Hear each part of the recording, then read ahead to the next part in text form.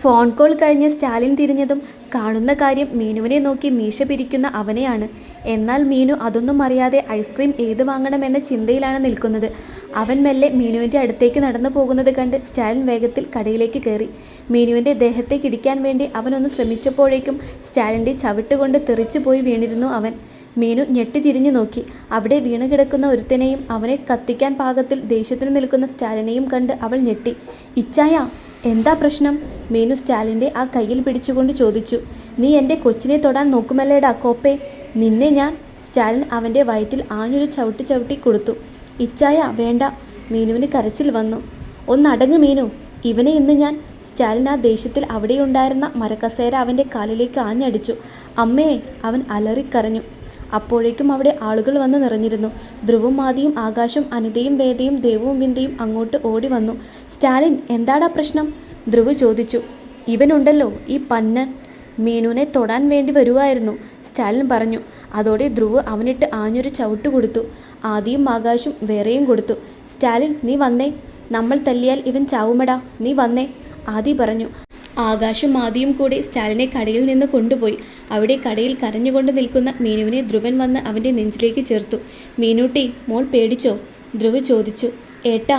മീനു ധ്രുവനെ കെട്ടിപ്പിടിച്ച് പൊട്ടിക്കരഞ്ഞു. അതോടെ ധ്രുവന് മനസ്സിലായി അവൾ നല്ലോണം ഒന്ന് പേടിച്ചിട്ടുണ്ട് എന്ന്. വന്നേ ഏട്ടൻ്റെ കുട്ടി എന്ന് പറഞ്ഞ് ധ്രുവ് മീനുവിനെയും കൊണ്ട് പുറത്തേക്ക് നടന്നു. അവൻ്റെ കൂടെ ബാക്കി പെൺപിള്ളേരും നടന്നുപോയി. ധ്രുവ് മീനുവിനെയും കൊണ്ട് അവിടെയുള്ള ഒരു ബെഞ്ചിലിരുന്നു. മീനു ധ്രുവൻ്റെ നെഞ്ചിൽ തല വെച്ചിരുന്നു. ആ മുഖം ഉയർത്തി അവൾ നോക്കിയില്ല. കുട്ടി നല്ലോണം പേടിച്ചിട്ടുണ്ട്, അനിത പറഞ്ഞു.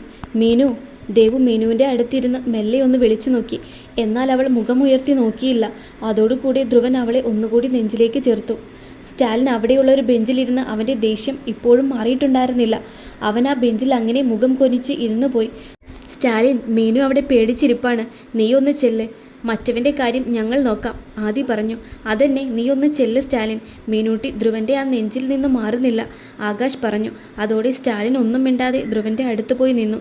മീനു നല്ലോണം പേടിച്ചു ചാച്ചാ, വിന്ദ പറഞ്ഞു. അതെ, കരയുവാണ്, വേദയും പറഞ്ഞു. സ്റ്റാലിൻ വന്നതും ദേവു ഇരുന്നിടത്ത് നിന്നും എഴുന്നേറ്റ് മാറിക്കൊടുത്തു. എന്നാൽ സ്റ്റാലിൻ ഇരുന്നില്ല. അവൻ ധ്രുവൻ്റെ അരികിൽ ചെന്ന് നിന്നുകൊണ്ട് മീനുവിനെ ഒന്ന് നോക്ക്. മീനു, സ്റ്റാലിൻ മെല്ലെ വിളിച്ചു. അടുത്ത നിമിഷം ധ്രുവനിൽ നിന്നും മാറി മീനു എഴുന്നേറ്റു സ്റ്റാലിനെ കെട്ടിപ്പിടിച്ചിരുന്നു. എല്ലാവരും ഞെട്ടിപ്പോയി. എന്നാൽ സ്റ്റാലിൻ ഒന്ന് ചിരിച്ചുകൊണ്ട് അവളെ ചേർത്ത് പിടിച്ചു.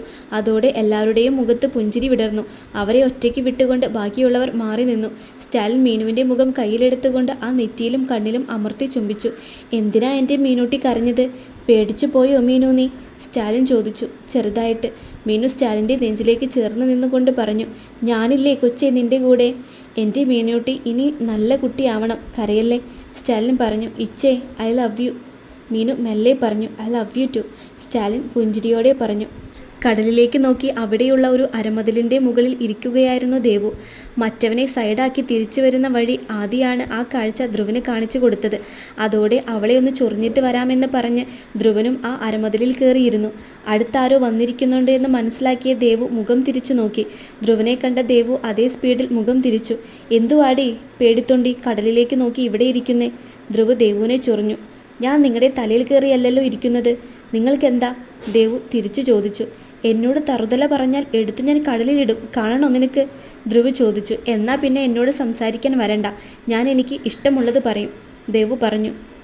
പൊടിക്കുപ്പി, ഇത്തിരിയുള്ളൂ, വായിലെ നാവ് ഇവളേക്കാളും നീളമാണ്, ധ്രുവ് പറഞ്ഞു. സഹിച്ചോ? ദേവും പറഞ്ഞു. ഞാൻ എന്തിനാ സഹിക്കുന്നത്? ധ്രുവൻ ചോദിച്ചു. നിങ്ങളല്ലേ ഈ താലി കെട്ടിയത്, അപ്പോൾ പിന്നെ നിങ്ങൾ തന്നെ സഹിക്കണം, ദേവു താലി കാണിച്ച് പറഞ്ഞു. അതോടെ ധ്രുവൻ്റെ വായ അടഞ്ഞു. അവൻ കടലിലേക്ക് നോക്കി അവിടെ ഇരുന്നു. ഒരു താളത്തിൽ തിര ആഞ്ഞു വന്ന് കരയെ തലോടിയിട്ട് പോകുന്നത് നോക്കി അങ്ങനെയിരുന്നു. അഞ്ജു, ധ്രുവൻ വിളിച്ചു. ദേവു വിളി കേട്ടു. നിനക്ക് എങ്ങനെയാ എന്നെ അത്രയും സ്നേഹിക്കാനായി കഴിഞ്ഞത്? എനിക്ക് എന്ത് പ്രത്യേകതയാണുള്ളത്? ഞാൻ നിന്നെ ഒന്ന് നോക്കിയിട്ട് പോലുമില്ല. എന്തിന്? നീ എന്നെ നോക്കി ചിരിക്കുമ്പോൾ പോലും തിരിച്ചൊരു ചിരി പോലും ഇല്ലാതെ, ധ്രുവ് ചോദിച്ചു. ഒരാളെ സ്നേഹിക്കാൻ അയാൾക്കൊരു പ്രത്യേകതയും വേണമെന്നില്ല ശിവേട്ട. ഞാനൊരു കാര്യം പറഞ്ഞു തരാം, ഫിലോസഫി ആയിട്ട് തോന്നിയാൽ വിട്ടേക്ക്, ദേവു പറഞ്ഞു. ഓക്കെ, നീ പറ, ധ്രുവൻ പറഞ്ഞു. ദേ ഈ കടൽ കണ്ടോ? ദേവു ചോദിച്ചു. ആ, കാണുന്നുണ്ട്, ധ്രുവ് പറഞ്ഞു. ഇതിനൊരു അക്കരയില്ല, അവസാനമില്ല, കാണാനായി തന്നെ ഒരു ഭീകരതയുണ്ടല്ലേ. ദേ കണ്ടില്ലേ, തിരമാല കണ്ടില്ലേ, എന്തൊരു സ്പീഡിലാണ് ഇതിങ്ങോട്ട് വരുന്നത്. പക്ഷേ ഈ കരയെത്തുമ്പോൾ അത് ശാന്തമായി മാറിയിട്ടാണ് തിരിച്ചിറങ്ങുന്നത്. ദേവു പറഞ്ഞു. ധ്രുവ് ആ തിരമാലയിലേക്ക് ഒരു ചിരിയോടെ നോക്കി. താളത്തിൽ ആഞ്ഞു വരുന്ന തിരമാല കരയിലേക്കൊന്ന് ശാന്തമായാണ് തിരിച്ചിറങ്ങുന്നത്. അതേലോ, ധ്രുവ് പറഞ്ഞു. അതുപോലെയാണ് മനുഷ്യനും അവരുടെ മനസ്സും. ആ തിരമാല പോലെ ഭയം തോന്നിക്കും അവരുടെ വരവ്. ഒരാളിലുള്ള പ്രത്യേകതകളെ മാത്രം ഇഷ്ടപ്പെടരുത്. അതുപോലെ തന്നെ അയാളിലെ നല്ലതിനെ മാത്രം ഇഷ്ടപ്പെട്ട് സ്നേഹിക്കരുത്. ദേവു പറഞ്ഞു. ഒന്നുകൂടി വ്യക്തമാക്കാമോ? ധ്രുവ് ചോദിച്ചു. അതായത് നമുക്കൊരാളെ ഇഷ്ടപ്പെട്ടാൽ അയാളുടെ നല്ലതിനെ മാത്രം ഇഷ്ടപ്പെടരുത് എന്ന്. അയാളിലെ കുറവിനെ തിരുത്തി നല്ലതാക്കുമ്പോൾ ഒരു പൂർണ്ണതയിലെത്തും. ഒരിക്കലും ഒരാളെ കാണുമ്പോൾ തന്നെ നമ്മൾ കമ്പയർ ചെയ്യരുത്. അത് നല്ലതല്ല. ദേവു പറഞ്ഞു. നിനക്ക് ഇത്രയും ബുദ്ധി ഉണ്ടായിരുന്നു അഞ്ജു? അറിഞ്ഞില്ല, ആരും പറഞ്ഞില്ല. ധ്രുവ് പറഞ്ഞു. അതൊക്കെ പറഞ്ഞു തരണോ? മനസ്സിലാക്കണം മിസ്റ്റർ ശിവേട്ടൻ. ദേവു പറഞ്ഞു. ഓ, മനസ്സിലാക്കിക്കോളാം മഞ്ജു മേഡം. ധ്രുവ് ഒന്ന് ചിരിച്ചുകൊണ്ട് പറഞ്ഞു. ദേവു ഒന്ന് മൂളി. അഞ്ജു, നിനക്ക് നിന്റെ അച്ഛനെയും അമ്മയെയും ഒരു വട്ടം പോലും കാണാൻ തോന്നുന്നില്ലേ? ധ്രുവ് ചോദിച്ചു. കാണാൻ തോന്നുന്നുണ്ട്, ദേവു പറഞ്ഞു. പോവണമെന്നില്ലേ? ധ്രുവ് ചോദിച്ചു. അതിന് ശിവേട്ടൻ എന്നെ വിടില്ലല്ലോ, അതല്ലേ പ്രശ്നം. എൻ്റെ അച്ഛനെ കാണണമെന്നുണ്ട്, ദേവു പറഞ്ഞു. എന്നാ നമുക്ക് പോയാലോ? ധ്രുവ് ചോദിച്ചു. പോയാലേന്നോ? ദേവു ഞെട്ടിക്കൊണ്ട് ഒന്ന് ധ്രുവനെ നോക്കി. അതെ, നമുക്ക് പോയാലോ? ധ്രുവ് ചോദിച്ചു. എന്നെ പറ്റിക്കാൻ വേണ്ടി പറയുന്നതാണോ അതോ ശരിക്കും പറഞ്ഞതാണോ?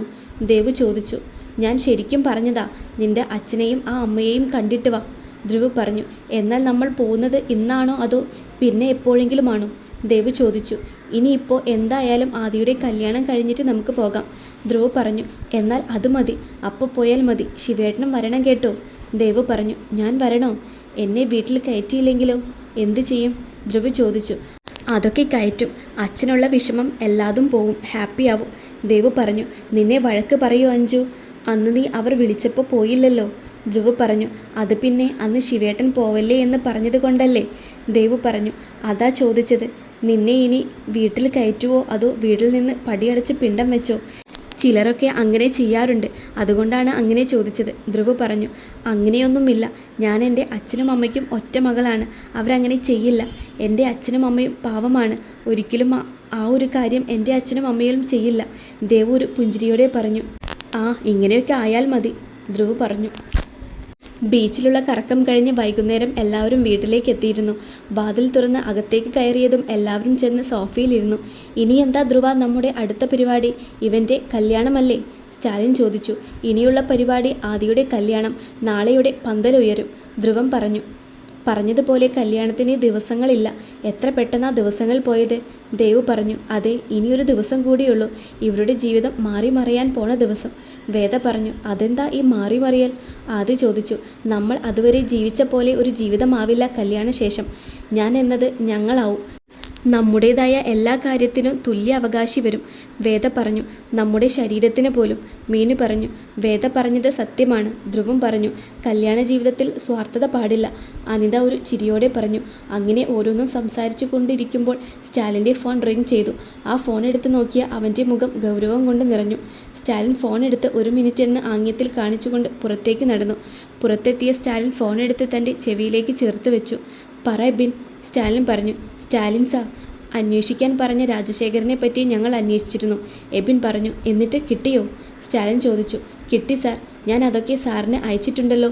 പിന്നെ സാർ അന്വേഷിക്കാൻ പറഞ്ഞ വീടുണ്ടല്ലോ, അത് പാലക്കാടാണ് സാർ, എബിൻ പറഞ്ഞു. അതിൻ്റെ ഡീറ്റെയിൽസും എനിക്ക് ഇട്ടേക്ക്.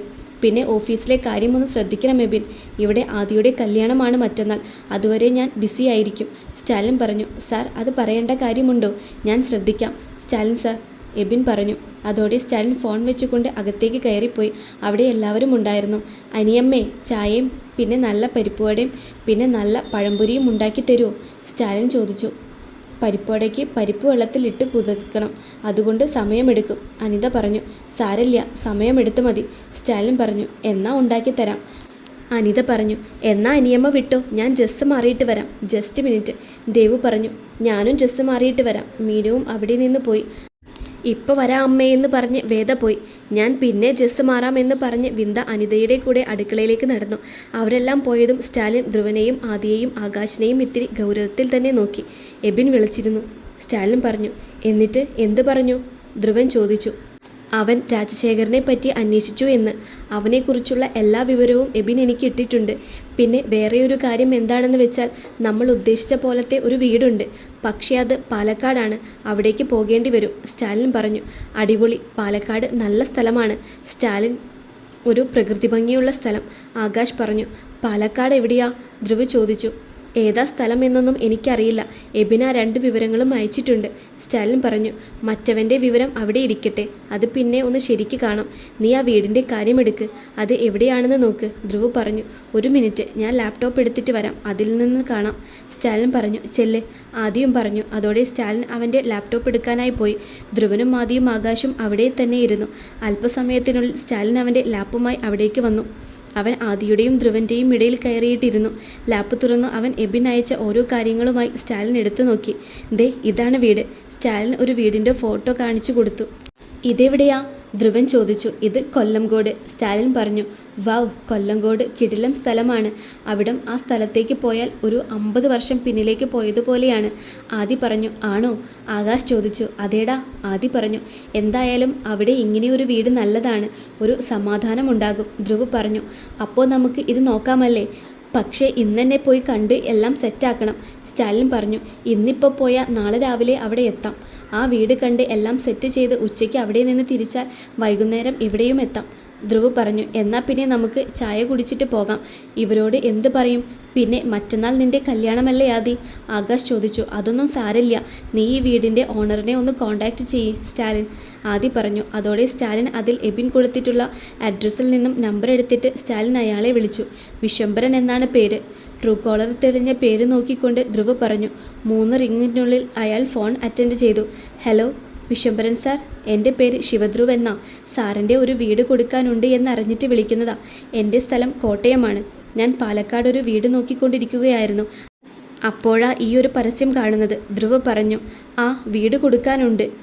1 ഏക്കർ സ്ഥലത്താണ് ആ വീട് നിൽക്കുന്നത്. അയാൾ പറഞ്ഞു.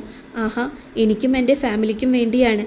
അപ്പോൾ ഞങ്ങൾ നാളെ വന്നാൽ ആ വീട് നേരിട്ടൊന്ന് കാണാൻ പറ്റുമോ? ധ്രുവ് ചോദിച്ചു. അതിനെന്താ, ഇവിടെ വന്നാൽ കാണാൻ പറ്റും. ഈ വീട് വാങ്ങാൻ പ്ലാനുണ്ടോ? അയാൾ ചോദിച്ചു. ഉണ്ടല്ലോ, അതുകൊണ്ടാണ് വിളിച്ചത്. ഞങ്ങൾ ഇന്ന് ഇവിടുന്ന് പുറപ്പെടും, നാളെ അവിടെ എത്തും. അന്ന് തന്നെ അത് വാങ്ങാനുള്ള പ്ലാനുണ്ട്. അതാ. അപ്പോൾ അതിനു വേണ്ടിയുള്ള ഏർപ്പാട് ചെയ്യാൻ സാറിന് പറ്റുമോ? ധ്രുവ് ചോദിച്ചു. ആ, ഞാൻ അതുപോലെ ചെയ്യാം, അയാൾ പറഞ്ഞു. എന്നാൽ ശരി സാർ, ധ്രുവ് പറഞ്ഞു. ഫോൺ വെച്ചുകൊണ്ട് അവർ മുഖത്തോട് മുഖം ഒന്ന് നോക്കി. ശേഷം ഒന്ന് ചിരിച്ചു. ഇനി ഇവിടെ എന്ത് പറഞ്ഞിട്ട് പോകും? ആദി ചോദിച്ചു. അതൊക്കെ പോകാം, നമ്മളൊരു അത്യാവശ്യ കാര്യം ചെയ്യാനാ പോകുന്നതെന്ന് പറഞ്ഞാൽ മതി. ധ്രുവ് ഒരു ചിരിയോടെ പറഞ്ഞു. എന്നാൽ പിന്നെ അത് മതി, അതുപോലെ പറയാം, അവർ കേട്ടോളും. ആദി പറഞ്ഞു. മക്കളെ വാടാ, ചായ കുടിക്കാൻ, അനിത വിളിച്ചു. അതോടെ അവന്മാർ എല്ലാം അവിടെ ഇട്ടിട്ട് ചായയ്ക്ക് വേണ്ടി പോയി. ധ്രുവും ആദിയും സ്റ്റാലിനും ആകാശും ടേബിളിൽ ചെന്നിരുന്നിരുന്നു. ദേവു പഴംപൊരിയും പരിപ്പോടയും കൊണ്ടുവച്ചു. അത് അവിടെ ഇരിക്കുന്നത് കണ്ട് ആൺപിള്ളേർക്ക് ഇരിപ്പുറക്കുന്നുണ്ടായിരുന്നില്ല. അപ്പോഴേക്കും മീനു ചായയുമായി വന്നു. എല്ലാവർക്കും ചായ ഓരോന്ന് കൊടുത്തുകൊണ്ട് അവൾ അവിടെ ഇരുന്നു. അപ്പോഴേക്കും അനിതയും വിന്ദയും വന്നിരുന്നു. എല്ലാവരും ചായ കുടിക്കാൻ തുടങ്ങി. അനിയമ്മേ, ഞങ്ങളൊന്ന് പുറത്തു പോട്ടെ, അത്യാവശ്യ കാര്യമാണ്, സ്റ്റാലിൻ പറഞ്ഞു. എവിടേക്കാ പോകുന്നത്? അനിത ചോദിച്ചു. പാലക്കാട്. ധ്രുവ് പറഞ്ഞു. പാലക്കാടോ? ഇപ്പോൾ സമയം 7 മണിയായി. ഇവിടുന്ന് പോയാൽ നാളെ രാവിലെ നിങ്ങൾക്ക് അവിടെ എത്താനാകുകയുള്ളൂ. എന്നിട്ട് എപ്പോഴാണ് നിങ്ങൾ തിരിച്ചു വരുന്നത്? അതും കൂടെ ഒന്ന് പറ. ദേവു പറഞ്ഞു. അതല്ലേ പറഞ്ഞതഞ്ചു, അത്യാവശ്യ കാര്യമാണ് എന്ന്, പോവാതെ പറ്റില്ല എന്ന്. ധ്രുവ് പറഞ്ഞു. പാലക്കാട് എന്തത്യാവശ്യമാണ് ധ്രുവേട്ട? ഇനി ഈ ദേവു അറിയാതെ വല്ല ചിന്ന വീട് സെറ്റപ്പും? മീനു ഒന്ന് ചിരിച്ചുകൊണ്ട് പറഞ്ഞു. സ്റ്റാലിനെ, ഇവളെ ഞാൻ എടുത്ത് കിണറ്റിലിടും, നീ പിന്നെ എന്നോട് ചോദിക്കരുത്. ധ്രുവ് പറഞ്ഞു. തമാശ അല്ല മീനു, ഇന്ന് പോണം, പോയിട്ട് നാളെ ഒരു വൈകുന്നേരം ആവുമ്പോൾ ഇങ്ങ് വരും. ആദി പറഞ്ഞു. ഇന്ന് തന്നെ പോണോ മക്കളെ? അനിത ചോദിച്ചു. അതെന്നെ, മറ്റന്നാൾ ആദിയേട്ടൻ്റെ കല്യാണം കൂടെയല്ലേ? വേദ ചോദിച്ചു. അത് മറ്റന്നാളല്ലേ? ഞങ്ങൾ പോയി നാളെ 5 മണിയാകുമ്പോൾ ഇങ്ങ് എത്തും. ആദി പറഞ്ഞു. അത്രയും അത്യാവശ്യമായിട്ട് എന്താ പാലക്കാടുള്ളത്? അതും കൂടെ പറ. ദേവു പറഞ്ഞു. അതൊന്നും പറഞ്ഞാൽ മനസ്സിലാവില്ല അഞ്ചു, അത് വിട്. അമ്മേ, എന്താ അമ്മ പറയുന്നത്? ധ്രുവ് ചോദിച്ചു. ഞാൻ എന്ത് പറയാൻ, മക്കൾക്ക് പോവണമെന്നാണോ? സൂക്ഷിച്ചു പോയിട്ട് വാ, അനിത പറഞ്ഞു. എന്തോ കള്ളത്തരമില്ലേ? വിന്ദ ചോദിച്ചു. കള്ളത്തരമൊന്നുമില്ല, പോയിട്ട് നാളെ വൈകിട്ട് ഇങ്ങ് തിരിച്ചു വരും, സ്റ്റാലിൻ പറഞ്ഞു. എന്തായാലും സൂക്ഷിച്ചു പോയിട്ട് വാ, ദേവു പറഞ്ഞു. അതെന്നെ, പാലക്കാടാണ്, അറിയാത്ത നാടാണ്, ഒന്ന് സൂക്ഷിച്ചോ, മീനുവും പറഞ്ഞു. അതെന്താടി കുരുപ്പേ, പാലക്കാട് ഞങ്ങളെ പിടിച്ചിടിക്കൂ? ആദി ചോദിച്ചു. അലമ്പിന് കയ്യും കാലും വെച്ച 4 എണ്ണമാണ് അങ്ങോട്ട് പോണത്. അതുകൊണ്ടാ പറഞ്ഞത്, മീനു പറഞ്ഞു.